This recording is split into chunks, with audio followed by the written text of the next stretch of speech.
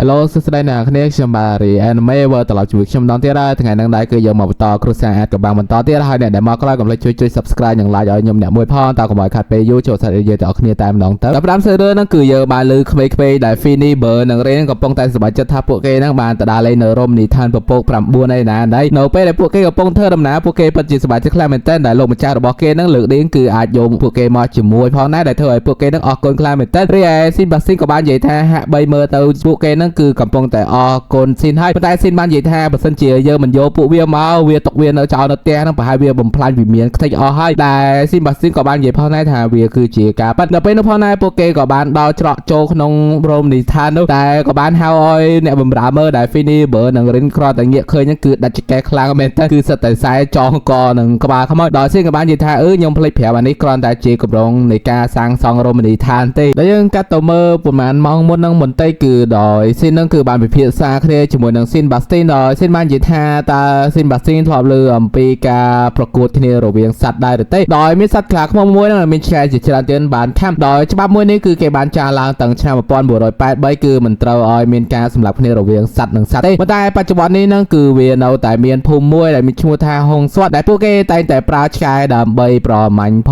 ងដែរដែលស៊ីនបាស្ទីនក៏បាននិយាយថានោះគឺជាភូមិឆ្កែដែលក៏បាននិយាយថែមទៀតថាតើនេះមែនទេគឺជាគម្រោងដែលដើម្បីបង្កើតរមណីយដ្ឋានមួយដែលស៊ីនក៏បាននិយាយថាត្រូវហើយនេះគឺជាហេតុផលដែលខ្ញុំត្រូវទៅភូមិមួយនោះតែយើងក៏មើលទីកន្លែងមួយដែលយើងឃើញឆ្កែ3 4ក្បាលកំពុងតែខំអ្វីពេលនោះពួកវាក៏បានរត់ចែកជើងគ្នាដែលយើងក៏ឃើញឆ្កែធំមួយទៀតហ្នឹងគឺពណ៌ខ្មៅមើលទៅដូចជាឆ្កែបិសាចក៏មិនដឹងផងដែរតែយើងក៏មើលពួកស៊ីនវិញនៅពេលដែលកំពុងតែធ្វើដំណើរពេលនោះ Fini ក៏បានប្រទះឃើញលោកយាយម្នាក់កំពុងតែរត់តេះសេដល់ឲ្យតានការហ្នឹងឈប់ហើយគាត់ក៏បានចុះទៅជួយលើក្មេងនោះផងដែរដោយរៀនក៏បាននិយាយថាបើសិនជាឯងធ្វើមិនបានល្អទេក្មេងម្នាក់នោះវានឹងកាត់រោទៅឯងហើយ Fini ក៏ចាប់ទម្លាក់ក្មេងនោះមកទំហឹងតែម្ដងដែលធ្វើឲ្យរៀនជាមួយនឹងបើហ្នឹងក៏កាំងខ្លាំងផងដែរទៅពេលដែលពួកគេទាំង3នាក់អឺតក៏មើលក្មេងនោះគឺថាក្មេងនោះមានតែក្បាលខ្វះទៅធ្វើឲ្យពួកគេកាំងបន្តទៀតដោយលោកយាយមួយនោះគឺបាននិយាយថាតែដឹងទេក្មេងមួយនេះត្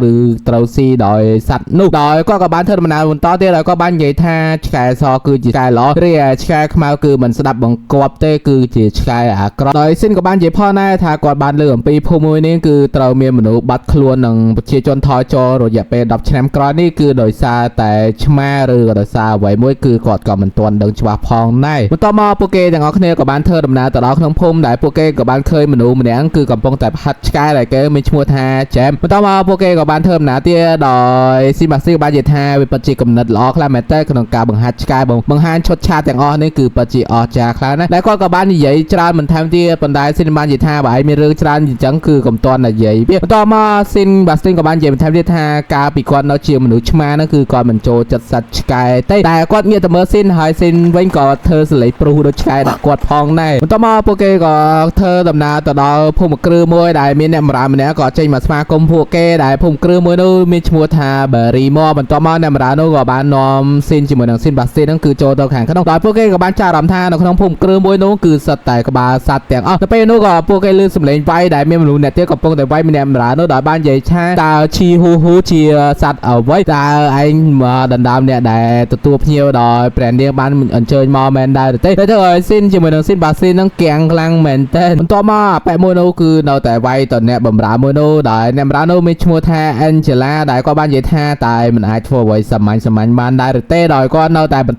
វាយហើយស៊ីនក៏បានឲ្យស៊ីនបាស៊ីនគឺចូលទៅចាប់តែនោះដោយបរិមម្នាក់នោះក៏បានសួរផងដែរថាតើឯងចង់មានរឿងអ្វីដោយស៊ីនក៏បាននិយាយគួយចូលដោយគាត់បាននិយាយថាសម្បត្តិមួយនោះប្រហែលជាឯងទទួលវារួចទៅហើយខ្ញុំគឺជាស៊ីន Phantom House ដែលធ្វើឲ្យបរិមម្នាក់នោះក៏បាននិយាយផងដែរថាចង់និយាយថាតុក្កតាមួយនោះនឹងមែនដែរទេគឺជាអ្នកផលិតតុក្កតាដែលព្រះនាងបានបញ្ជូនមកមែនដែរទេតែស៊ីនក៏បាននិយាយថាតើសត្វឆ្កែដែលតូចជាងនេះនឹងមិនអាចទទួលយកបានសម្រាប់អ្នកទេមែនដែរទេលោកម្ចាស់ Harry ដែលយើងកាត់មកមើលអ្នកបម្រើរបស់ស៊ីនវិញពួកគេកំពុងតែលើកអវ៉ាន់ពេញហ្នឹងប៉ុន្តែ Finish វិញកំពុងតែស្មើសម័យឃើញ Angela ដែលធ្វើឲ្យបើបាននិយាយថាតើឯងជួយប្រមូលអវ៉ាន់គ្នាទេមែនទេអាប្រកាសដែលយើងកាត់មកមើលខាងក្នុងវិញដោយ Angela ចង់ចាក់ទឹកតែប៉ុន្តែដៃរបស់នាងឈឺដោយស៊ីនបាស្ទីនក៏បាននិយាយថាចំគាត់ជាអ្នកធ្វើជំនួសវិញដែលយើងកាត់មកមើល Harry ហ្នឹងដោយគាត់ហ្នឹងក៏បាននិយាយថាទោះបីជាយ៉ាងណាក៏ដោយគឺគាត់មិនអាចលក់អ្វីដែលនៅទីនេះតស៊ីនបានទេដោយស៊ីនក៏បានសួរផងដែរថាហេតុអ្វីដែលគាត់បាននិយាយថាដោយសារតែបណ្ដាសាដែលធ្វើឲ្យស៊ីនឆ្ងល់ថាគឺជាបណ្ដាសាអ្វីដោយគាត់បាននិយាយថាមនុស្សនិងឆ្កែនៅទីនេះគឺរស់នៅជាមួយគ្នាតាំងពី យូរឡងណាម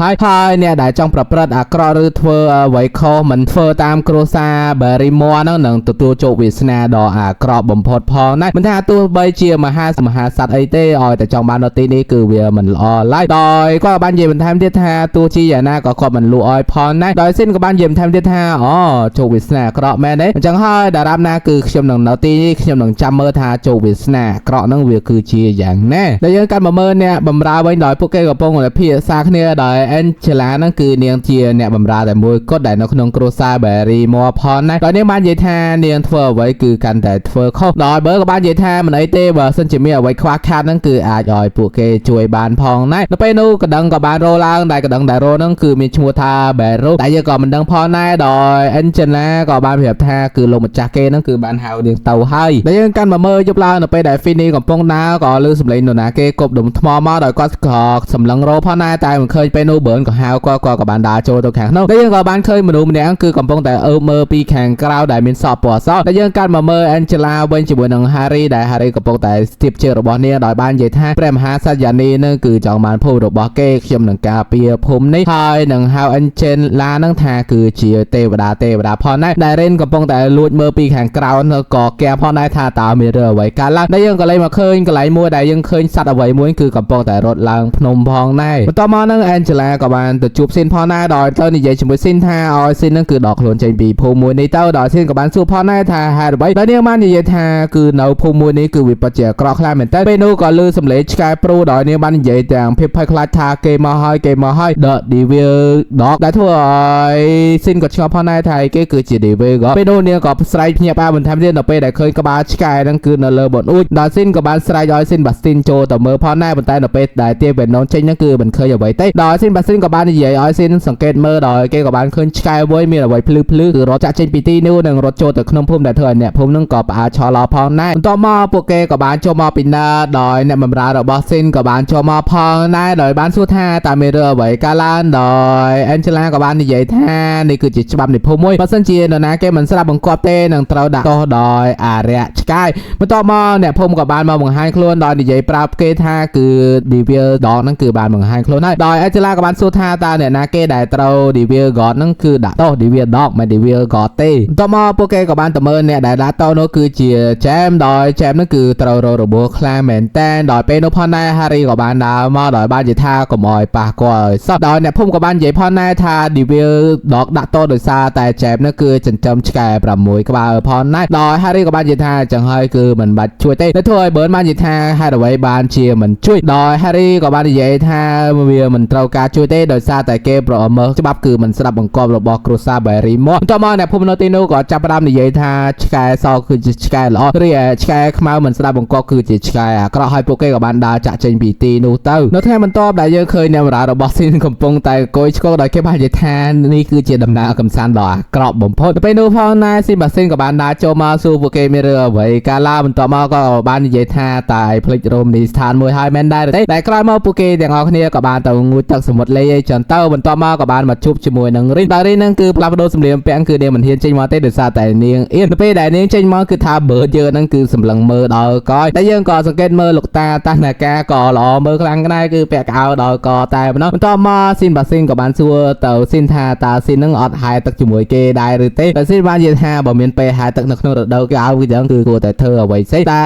Sin Basing ក៏បានសួរថាតើ Sin ហ្នឹងពិតជាចង់បើរំលីស្ថាននៅទីកន្លែងនេះមែនដែរឬទេដោយ Sin ក៏បាននិយាយថាវាប្រកបហើយបន្ទាប់មកហ្នឹងគឺ Sin Basing បានសួរ Sin ថាចោះអំពីអរិយឆ្កែមួយនោះដែល Sin ក៏បាននិយាយថាតើឯងបានកត់សម្គាល់ហើយដែរឬទេនៅពីក្រោយការប៉ិននៃ Devil Dog មួយនោះបន្ទាប់មក Sin ក៏បានឲ្យ Sin Basing ហ្នឹងមកចិត្តតិចគាត់បន្តិចដែលយើងក៏លេចទៅមើល Finny គឺ Finny ប្រហែលជាលងស្នេហ៍ជាមួយនឹង Angela ហើយមើលទៅដែល Sin ក៏បាននិយាយទៅប្រាប់ Sin Basing អំពីរឿងអ្វីក៏យើងមិនដឹងផងដែរដល់ Sin Basing ក៏បាននិយាយថា Yes my lord ខ្ញុំនឹងទៅធ្វើភ្លាមតែធ្វើឲ្យ Sin បាននិយាយថាចុះក្រែថាឯងនិយាយស្អប់ឆ្កែមិនទៅធ្វើលឿនម៉េចដល់ Sin Basing បាននិយាយថាដោយសារតែរឿងទាំងអស់នេះគឺខ្ញុំចង់បញ្ចប់ពីឲ្យបានលឿនបំផុតដែលអាចទៅធ្វើបានបន្ទាប់មកនៅពេលដែលពួកគេកំពុងតែញ៉ាំអីពេលនោះក៏លើសម្លេងអ្នកភូមិបាននិយាយថាគឺគេបានចាប់ឆ្កែរបស់ Jam បានហើយត្រូវតែដាក់តោដែលធ្វើឲ្យពួកគេទាំងអស់គ្នាក៏ឆ្ងល់ផងដែរតែយើងមកមើលនៅទីកន្លែងដាក់តោឆ្កែវិញគឺឆ្កែរបស់ Jam ហ្នឹងគឺកំពុងតែខំអ្វីម្យ៉ាងដែលមានមនុស្សចូលទៅទាញចង់ឲ្យវាខ្ជាក់ចេញប៉ុន្តែវាមិនព្រមខ្ជាក់ចេញទេហើយគេក៏បានវាយវា2 3ដំបោះនិង នឹងប្រឡែងឆ្កែជាច្រើនគឺចូលទៅខាំវាពេលនោះផងដែរ Fini ដែលកំពុងតែមើលនឹងគាត់ក៏បាននឹកឃើញអំពីអតីតកាលរបស់គាត់ក៏ត្រូវគេព្រួតធ្វើបាបអញ្ចឹងដែរដែលធ្វើឲ្យគាត់ទ្រាំមិនបានគាត់ក៏បានចូលទៅជួយឆ្កែនោះដល់យកដំបងទៅវាយឆ្កែទាំងអស់នោះដែលធ្វើឲ្យស៊ីនជាមួយនឹងបើនឹងរេននឹងក៏មានការភ្ញាក់ផ្អើលផងដែរក៏បានចូលទៅសួរគេថាមានរឿងអ្វីកើតឡើងដោយអ្នកភូមិនៅទីនោះបាននិយាយថាពួកគេនឹងគឺបានប្រព្រឹត្តអំពើខុសច្បាប់ហើយគឺត្រូវតែចាប់ពួកគេបន្ទាប់មកនឹងពួកគេទាំងអស់គ្នាក៏បានចាប់គ្នារបស់ស៊ីនដោយចាប់ស៊ីនព្យួរឡើងដោយស៊ីនបាននិយាយថាកំហឹងរបស់ Harry មើលទៅដូចជាការឡើងសម្បើមខ្លាំងណាស់មែនទេដោយ Angela ក៏បានសុំឲ្យ Harry នឹងគឺកុំធ្វើបាបស៊ីនផងដែរប៉ុន្តែគាត់នៅតែចេះដោយប្រឡែងឆ្កែទាំងអស់នោះចូលទៅប៉ុន្តែឆ្កែចូលមិនទាន់ទៅដល់ហងគឺត្រូវបានស៊ីនបាស៊ីននឹងគឺវាយឡើងត្រោមតែម្ដងបន្ទាប់មកឆ្កែទាំងអស់នោះក៏បានចូលមកបន្តទៀតដោយវាធ្វើសម្លេងកំហឹងតែធ្វើឲ្យស៊ីនបាស៊ីនបាននិយាយថាដោយសារតែសម្លេងដ៏គួរឲ្យរំខានបែបនេះហើយទើបធ្វើឲ្យខ្ញុំនឹងគឺស្អប់សាច់ឆ្កែដែលគាត់ក៏បានប្រើកែវភ្នែករបស់គាត់ដែលធ្វើឲ្យឆ្កែទាំងអស់នោះភ័យខ្លាចផងដែរតមកនឹងស៊ីនក៏បាននិយាយថាឲ្យអ្នកភូមិទាំងអស់គ្នាស្ដាប់គឺឆ្កែអារក្សហ្នឹងគឺវាគ្មានទេអ្នកដែលសម្រាប់ចែមហ្នឹងគឺជាអ្នកបំភាន់ដោយខំដោយរាជរដ្ឋាភិបាលម្នាក់ផងដែរដែលម្នាក់នោះផងដែរគឺជា Harry ដោយការកម្រងរបស់គាត់គឺបានរៀបចំដោយទោះថាតើមានផោះតាំងឯណាដោយស៊ីនបាស្ទីនក៏បានទៅយកក្បាលឆ្កែមួយចេញពីក្នុងឆ្កែនោះតែក៏បាននិយាយថានេះគឺជាថ្មីឆ្កែដែលបានខំចែមបន្ទាប់មកក៏បាននិយាយបន្ថែមទៀតថានេះហើយគឺជាការបំភាន់ដោយគាត់បានប្រចាំងអ្វីមួយដែលឃើញរូបក្បាលឆ្កែដោយក៏បាននិយាយថានេះគឺគ្រាន់តែជារបស់គេបញ្ចាំងតែប៉ុណ្ណោះបន្ទាប់មកគាត់ក៏បាននិយាយបន្ថែមទៀតអំពីឆ្កែដែលរត់ទៅមានពលឺភ្លឺគឺត្រូវបាន Harry ហ្នឹងគឺចាក់ប្ររត់ទៅលើឆ្កែនោះហើយនឹងប្រឡែងឆ្កែឲ្យរត់លេងនៅទីនោះដែលធ្វើឲ្យអ្នកនរគ្នាហ្នឹងគឺគាត់ថាវាគឺជ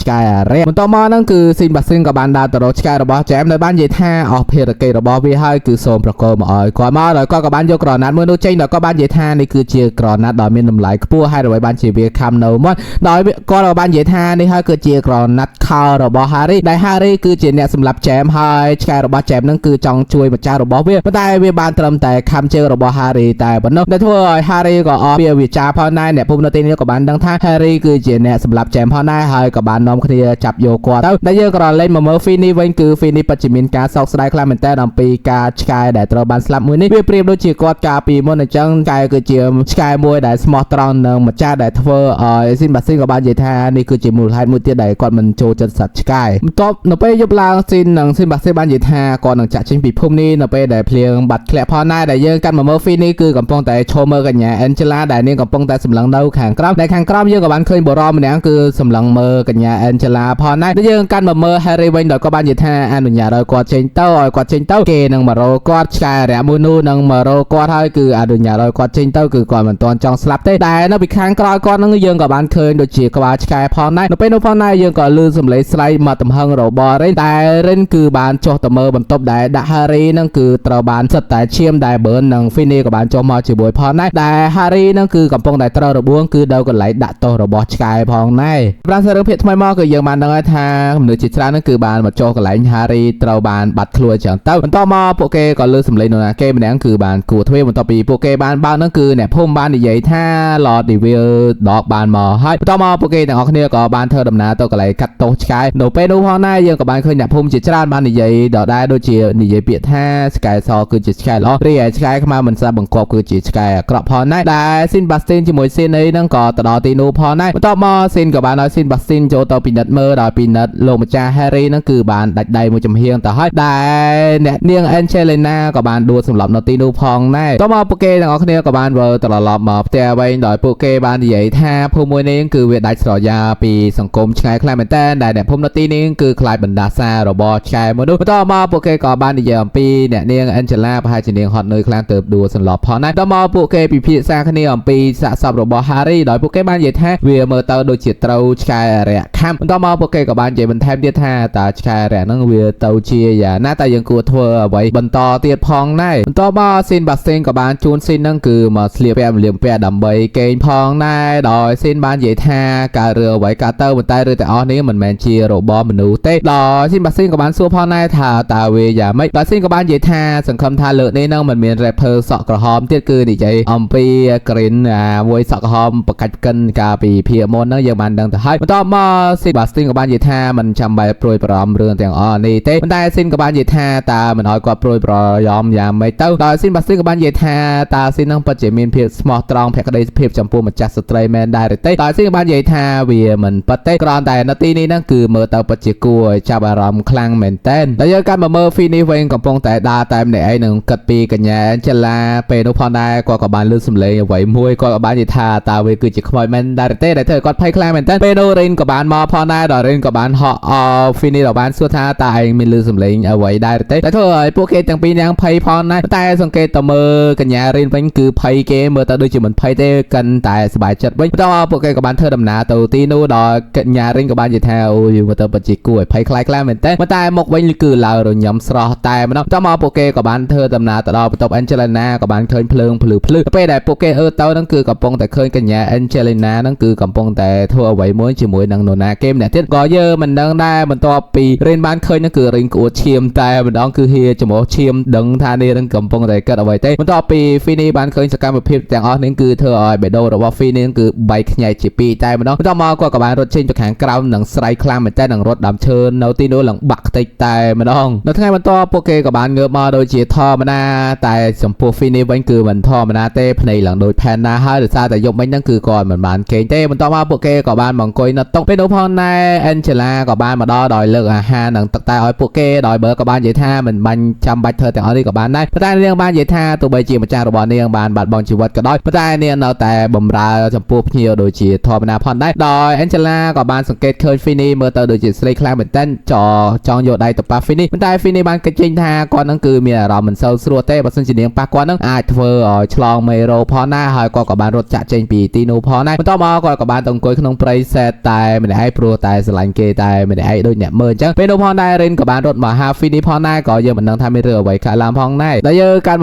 มื่อสินบัสซิเบงกับปงตายดิยอมปีพูดิ้งนั่นคือต่อยสินยามเป็นเรนกับบานบาทเวียมาต่อยสินบัสซินกับบานซูพอหน้าทำให้เรือไว้ขาลาต่อยเรนจมูกหนังฟีนี่บานยิทาโรมันเคยกันยาแอนเจลิน่าเต้ต่อยเบอร์กับบานยิทาเนี่ยนั่นคือบานตบแบสมาโนเวียพวกแต่ทั่วฟินิชงอทาเวียพวกไม่ต้องมาพวกเกี่ยวกับบานยิทาให้ตบแบสมาโนเวียพวกกับปงแต่โรดีเวียดอกเหมือนตอนเคยแต่ทั่วเบิร์นก็จับอารมณ์พอหน้าให้ฟินิชกับบานสุดท้ายให้ไว้นั่นคือบานจีเนียนตบแบสมาโนเวียพวกต่อยเบิร์นบานยิทาเนี่ยนั่นคือเมียนกาโปรยรอมอมปีฟินิชได้เมื่อตอนดูจีสลิสลักแต่ทั่วฟินิชนั่นเคยหายกับบานรถจัดจิงปีตีนูพอหน้าต่อยเบิร์นกับบานรถตามต่อยบานหาวท่าซินบัสซินก็เตาช่วยหนังพวกเกย์พอหน้าใจซินบัสซินกับบานเธอโดยจีทอมันนะไม่ต้องมาเบิร์นกับบานซัวเตาเรนท่าตาเตาได้เต้เรนกับบานเตาไม่ต้องมาเบิร์นกับบานซัวเตาหลกตาตาหนักก้าบนตาเงี้ยเตานั่นคือหลกตาหนักก้านั่นคือเตรียมโคลนไฮรอให้เมียนเตรียมกำเพลิงมันแถมเจ้าเพราะว่าพวกเกย์กับบานเยท่าเป็นนี่หลกตาหนักก้านั่นคือเมียนวิญญาณให้ต่อเจนดำนาแต่งออกนี่ดอยซินกับบานเยท่าเมื่อเตานั่งพวกเกย์ปัจเจียอันดอกเพียบละอัดจอระบอกกอดอ่อยพวกเกย์เคยเตาดอยซินบัสซินกับบานเยพองได้ท่า yes my lord แต่เยอะกันมาว่าฟินี่เบิร์นนังเรียนเป็นคือกับปงแต่ดาสไลฮาโรกันยาแอนเจล่าบนต่อมาพวกเกย์กับบานเธอดำนาแต่ดอตีบัวนั่งเยือนกับบานลือสมเลรินสไลด์ดอยพวกเกย์กับบานรถตัวเมื่อพอได้แต่นตีนูเยือนกับบานเคยได้เจอมาดูจิตรานตีนูพอได้ให้พวกเกย์กับบานสังเกตเคยได้ระบอฮารีพอได้ต่อมาเปนูพวกเกย์ก็ลือสมเลชแคลูพวกเกย์กับบานแต่ละปุ่นเปนูก็มีโนนาเกย์มันแดงนั่งอ่อนนี่เหมือนมีอะไรแปะปอนจิมวยนั่งกันยาแอนเจล่านาเต้จังให้พวกเกย์กูแต่ชบสองไซเนี่ยตั้งแต่ก้อนใหญ่ลือคล้ายเหมือนแต้นได้ทั่วไปไซด์มวยนุ่งกับบานจะรำเงียบมาเคยพวกเกย์พอได้เปนูกับบานลือสมเลหมอกแดงรถมอคล้ายเหมือนแต้นได้เนี่ยได้รถมอคือเนี่ยภูมิพอได้แต่พวกเกย์รถมอตีนี่คือดำใบส้มกาเพย์ตอนนั่นคือปีดีวิลดอกพอได้พวกเกย์ก็สังเกตตะเมอบรอได้บ้านของหายคลุนมันนั่นคือบานบัดคลุนบัดตะไฮฟินี่กับบานรถจะเจนปีตีนูพอได้พวกเกย์กับบานรถตามเรียเนี่ยภูมิไว้กับบานนอมเคลียเธอหัดปราณตีนูเตอร์เยอะกันมาเมื่อฟินี่เบอร์เรนนังลูกตาตาหนักาไว้พวกเกย์กับบานเธอดำนาตามหนุ่มเนี่ยโน้ให้พวกเกย์กับบานเธอดำนาตลอดคือบานเคยสกายบอยคือทมคลาเหมือนแต่เธอพวกเกย์นั่งก็เพย์ต่อสลดพอได้ไปนูสกายบนูกับบานรถโจมอดอยพวกเกย์มันนั่งเธออย่านาเต้แต่ฟินี่กับบานสังเกตเคยกระนัดนั่นคือเราก็เจาะเจอระบบสกายบนูได้คือเจกันนาระบบกันยาแอนเจลิน่าต่อมาก็กับบานรถจับสกายบนูพอได้คือจับเชิงตายมันต่อมาเบิร์นกับบานกระชอกกำเพลิงเจนปีหลกตาตันนากาดอยเบิร์นบาเยธาไงนี้นั่นคือเยอะเดิมบางไฮสมาร์ทเพย์ระบบเยอะนั่นคือต่อไอ้เคยต่อไปก็จดบันนั่นคือกำเพลิงนั่งบันเจนมาโดยจากำเพลิงเก็บบันสปรายน้องคือน่าดังแต่เธอก็ได้สกายคลายเหมือนเต้ต่อมาฟินี่กับบานเต้าสกายนูวอร์ดดูหาสกายนูบ่มรองน้องเหาะมาสำหรับฟินี่ให้ได้เปนูกับเมียใบมวยนั่นคือบานตบเชิงมุงสกายบนูได้คือจีซินบัสซินหากกับบานบ่มเบอร์สกายบนูคือหลังปางโดยจีสไลตายมันต่อมาที่ซินบัสซินกับบานดอกจำไหนสกายมาแต่เธอสกายบนูไปทำเคลื่อนชงอยได้ซินบัสซินนั่นคือถกทีมคลายเหมือนเต้โดยไวสกายบนูคือมีจรังขวัญคลายเหมือนเต้โดยจียังเลยจมูกสกายจังคือไอ้มวยไวมวยสกายกบาบวยไอ้มวยคือตาเธอบาบสกายนั่งคลายเหมือนเต้หาสกิลจงกรอยบอกก็ได้ก็บานเย็น นั่นคือจีกาเอาดอกทอมวยต่อมาก็รถเอาชายนู้ให้หนังเหาะลาวตะเลยหนังบุกโจมมากรอมวันลำมาตำหังตายแล้วแต่ถ้าพวกเกยังออกนี้นั่นคือมีการเปลี่ยนรอมปีซินบัสตินคลังเหม็นแต่ได้พวกเกยังไปแนวกับบ้านโชว์ตะเมอรันดาวได้แคลโจนั่นคือคอมหัดสไลด์ฮาวซินบัสตินมันได้ก่อนมันมีการสไลด์ตอบเต้มันได้ซินตะดอกับบ้านเยธาละโมมันให้คือกลมเลยสไลด์คลังไปฉับลามมาเลยตีนี้เป็นเพลฟแต่ซินบัสซินกับบานเยธาโยโปรมันต่อมาเป็นนุตกอบตูลามมาเลยแต่ยังเคยซินบัสซินกับปงแต่ใบมาดูเนี่ยดูได้คือจีสกายเวอร์ดูแต่ก็บานเยธาได้คือจีร่มดีทานทำไมได้มีตักเนาแข่งขนมไอจะเต้าก็กับบานเหาะโจมมาเป็นได้สกายเวอร์นั่นคือลัตปอร์บอสซินบัสซินนั่นคือตะปายคลายเหมือนแต่เรียรินเป็นคือเตียทายคือทาโฮเชียมชั่วโมงแต่ไม่ต้องเป็นดูกันยาแอนเจล่ากับบานมาดอโดยบานสไลฮาวสกายมนุษย์ชั่วโมงท่าโฟลโตฮาวสกายมนุษย์กับบานรถโตลัดโรเนียงเต้าต่อมาเนี่ยกับบ้านใหญ่ท่าคือเนี่ยมาเราเคยโฟลโตนั่งกาปีหมวยใครมันดอยเนี่ยคือชีเยี่ยมบ่งบอกโฟลโตคลาเหมือนเต้ก็หมอยทัวร์ไว้กรอกมันใต้ตุ่มโลบักกรอกระบอกก้อนไปได้ก่อนเป็นการรวมเพิ่มคลานั่งก่อนหนังปลายคลวนเตาเชียมนูพอได้ต่อมาเนี่ยกับบ้านส้มเตาซินบัสซินท่าคือจังอ้อยซินบัสตินนั่งคือช่วยบ่งบอกโฟลโตห้องตอนนี้คือจังอ้อยโฟลโตนั่งคือตะรัวนาวิเมียโรบอซินพอได้ดอยซินกับมือเตาเวียโดยจิตทอมได้ดอยซินบ้านใหญ่ท่ามือเตาเวียโดยจิตกูจะร้อมได้แต่ก็กับบ้านใหญ่ท่าเวียล้อให้ได้โยโฟลโตตาวิเมียรบอกเกแต่เธอซินบัสซินนึงก็จองโมมาพองได้คือตาซินบัสซินคือมันโจจัดเต้มันได้พวกเกมีระบายกราปีสำหรับจัดเต้เป็นนูนเนี่ยพุ่มกับบ้านมอดอยเนี่ยพุ่มกับบ้านโลดจงกงดอยบ้านจีท่าที่บ่มโพดพุ่มนี้นั่นคือรูดพดปีบรรดาซาโรบอดีวิลกอดให้ต่อมายังกับบ้านเคยซินตรามตั้งได้ตรามตั้งนั่นคือเนากันไหลได้ซินบัสซินจับสกายโนบอลนั่งได้พวกเกสร้างซองโรมนีทานเนาตีนี้เพราะนั่นคือเตอเมื่อเตอคือปัจจิเลือนคลายเหมือนเต้แล้วซินบ้านจีท่าพุ่มนี้แต่มีเพียบอัพหรืออ้วนบรรใต้เหล่านี้คือเวียปลายคลายตัวเจียทอมนาอย่างเลื่อนคลายมาแต่ยังมากรอดจัดเพียบท่าเวียปัจจิลอ้อแปรเนียหนังบานโชว์จัดนตีนี้พอได้ต่อมาโปเกกับบานเรียบจอมมาไว้วันดำไปจะเจนปีพุ่มนี้ดอกกันยาจะล่ากับบานทับตัวโฟลโตพอได้ดอกบานจีท่ากับมอยโฟลโตนั่นคือเพลงเนียงไอตัวซับต่อมาเนียงกับบานตัวทาฟินีพอได้แต่ถอยฟินีนั่นคือจองประตูไปโดนเจนมอแข่งคราวให้ต่อมาซินบัสซินกับบานใหญ่จะบวยหนังแองเจล่าท่าเนียงไปหาจิมิสมาเพียวไว้มวยให้ได้อาจบึงบอกแกอะไรมวยนี้บ้านได้ซินกับบานใหญ่กัดท่ายังกลัวแต่จะเจนปีตีนี้ให้มันต่อมาโปเกกับบานจะเจนปีตีนี้แต่ออกเนี่ยดอกกันยาแองเจล่ากับบ้านใหญ่ท่าเวียนออกมาดอกไปฉับนี่